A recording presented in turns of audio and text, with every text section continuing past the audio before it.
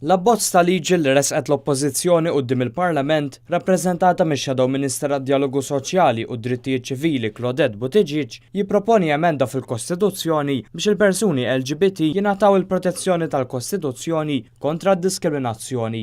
Tkellimna ma' Therese Komodini Kakija, avukat li tispeċjalizza fid-drittijiet fundamentali tal-bniedem u li ħadmet fuq dan l-abbozz. Tispjega li x'inħass il-bżonn li jitressaq dan l-abbozz ta' liġi. Aħna dejjem kellna fil-Kostituzzjoni l-prinċipju tal-ugwaljanza.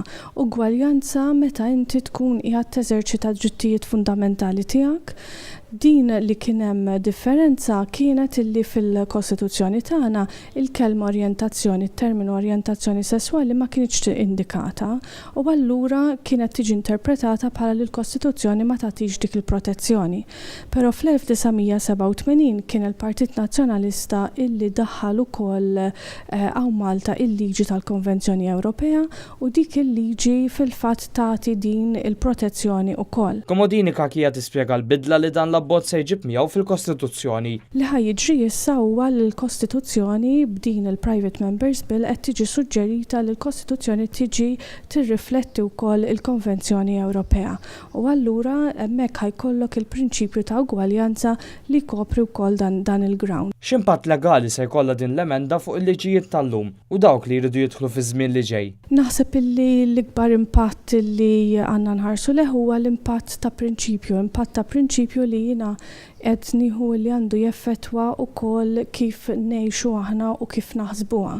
Illum il-ġurnata m'għadniex nistgħu noqogħdu nduru mal-lewża u bilforsi konna ngħidu isma' l-prinċipju huwa ta' ugwaljanza u ugwaljanza anke f'dan il-qasam, f'dan ir-rispett.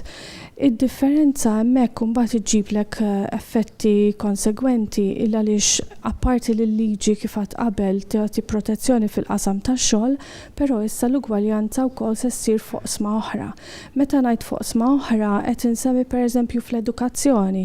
Nafu minn studji u riċerki illi l-LGBT group jiffaċċjaw u jesperjenzaw diskriminazzjoni anka fil-qafas tal-iskejjel, fil-qafas tal-edukazzjoni, anka fil-familji tagħhom, anka meta jmorru għal rekreazzjoni, ġifieri issa l-Kostituzzjoni se ġġib l-ugwaljanza wkoll fuq oqsma varji u għalhekk ma tibqax biss iffukata fuq ix-xogħol.